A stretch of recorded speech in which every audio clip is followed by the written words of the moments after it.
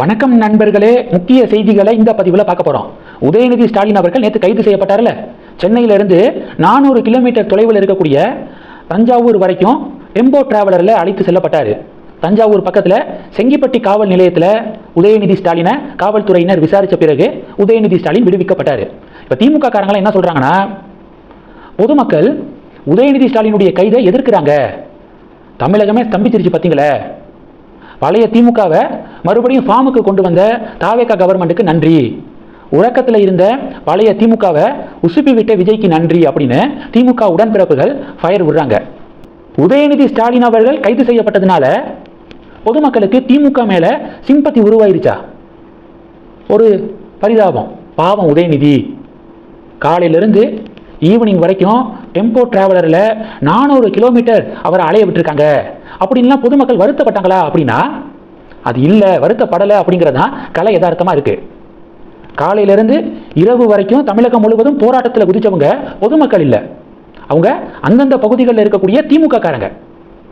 In fact சொல்லணும்னா திமுக காரங்க நேற்று தமிழகம் முழுவதும் நடத்திய போராட்டத்தில் பொதுமக்கள் அதிருப்தி அடைஞ்சாங்க. பொதுமக்கள் போகக்கூடிய சாலையை மறித்து உட்காந்துக்கிட்டு வழி விடாம தடுத்தது. இதனால திமுக மேல பொதுமக்களுக்கு கோபம் தான் இன்னும் எக்ஸ்ட்ரா உருவாயிருக்கே தவிர திமுக மேல ஒரு இரக்கம், சிம்பத்தி இதெல்லாம் கிரியேட் ஆகலை அப்படிங்கிறதான் கள நிலவரமா நான் பார்க்குறேன். நான் விசாரிச்ச வரைக்கும் உங்களுக்கு என்ன தோணுது மறக்காம கமெண்ட் பண்ணுங்க. ஆதன் தமிழ் சேனல்ல ஆதன் தமிழ் மாதேசு பாஜகவுடைய அஸ்வத்தாமன் அவர்கள்ட்ட நேர்காணல் எடுத்திருக்காரு. உதயநிதி ஸ்டாலினுக்கு சப்போர்ட் பண்ணி ஆதன் தமிழ் மாதேசு அஸ்வத்தாமன் கிட்ட கேள்வி கேட்கிறாரு. உடனே அஸ்வத்தாமன் ஒரு சேலஞ்ச் மாதேசு, உதயநிதி ஸ்டாலின் அவர்கள் தஞ்சாவூர்ல அந்த போராட்ட காலத்தில் அவர் ஒன்று பேசிட்டாரு அப்படின்னு தானே இப்போ கைது பண்ணியிருக்காங்க. உதயநிதி ஸ்டாலின் பேசினது தப்பு இல்லைன்னா லைவ்ல உதயநிதி ஸ்டாலின் பேசின அதே வார்த்தையை நீங்க பேசி காட்டுங்க. முடிஞ்சா அவர் சொன்னதை சொல்லுங்க பார்ப்போம், கட் பண்ணாம போடணும் அதை அப்படின்னு ஒரு சேலஞ்சு விடுறாரு அஸ்வத்தாமன். அந்த சேலஞ்சை எடுத்துக்கவே முடியல ஆதன் தமிழ் மாதேசனால. ஓப்பனா சொல்ல முடியல உதயநிதி ஸ்டாலின் பேசினதை. அவ்வளவுதான், கேஸ் க்ளோஸ்டு அப்படின்னு அஸ்வத்தாமன் சொல்றாரு. அதுதாங்க விஷயமே. லைவ் டெலிகாஸ்ட்ல பல மீடியாக்கள் உதயநிதி ஸ்டாலின் பேசினதை டெலிகாஸ்ட் பண்ணியிருக்காங்க. லைவ்ல பார்க்கும்போதே உதயநிதி ஸ்டாலின் தப்பா தான் பேசுறாரு அப்படிங்கிறது ஆல்மோஸ்ட் எல்லா பொதுமக்களுக்கும் போய் சேர்ந்துருச்சு. கைதுக்கு பிறகு வெட்டி ஒட்டி இப்படி வந்து நான் பேசாததை பேசின மாதிரி பரப்புறாங்க அப்படின்னு உதயநிதி ஸ்டாலின் சமாளிச்சதெல்லாம் வேஸ்ட்டாக தான் போயிருக்கு. அது பொதுமக்கள் மத்தியில் ரிசீவ் ஆகலை.